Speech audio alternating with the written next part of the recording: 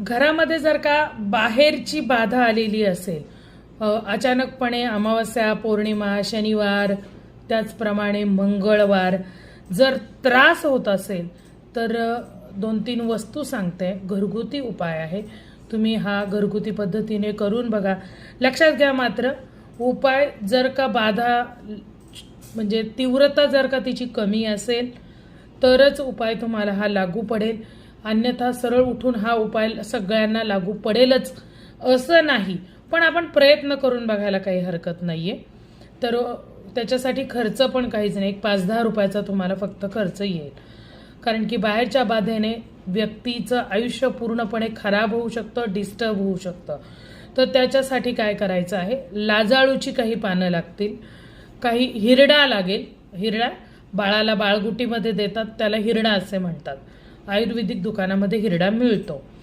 हिरडा लागेल आणि एक बिब्बा लागेल. पूजा साहित्य भांडारमध्ये बिब्बा मिळतो. या तिन्ही गोष्टी आणायच्या आहेत. त्याची एक पुरचुंडी बनवायची एका कपड्यामध्ये, आणि ती पुरचुंडी जी आहे ती घरामध्ये तुम्ही एका साईडला तुम्ही एका ठिकाणी बांधून तुम्ही ठेवू शकता, कुठेही ठेवा. ह्याने त्या बाधेला कंट्रोल करायला थोडासा तुम्हाला एक हे मिळू शकतं, आधार मिळू शकतो, कारण की त्यामध्ये तशा दैवी शक्ती असतात. तर करून बघा, कारण की त्रास ज्या पद्धतीचा आहे त्या पद्धतीने. कारण बरेच लोक आहेत की असं भरपूर असं डोकं जड होणं, निगेटिव्ह वाटणं, भीती वाटणं, भीतीदायक स्वप्न पडणं, स्वप्नामध्ये निगेटिव्ह गोष्टी दिसणं, ह्या गोष्टी बऱ्याचदा होताना दिसतात. आणि मग त्यावरती आपण घरगुती असा उपाय करून बघायला काहीच हरकत नाही. याचं नुकसान ह्याने तुमचं कोणतंच होणार नाही, झालं तर फायदाच होईल.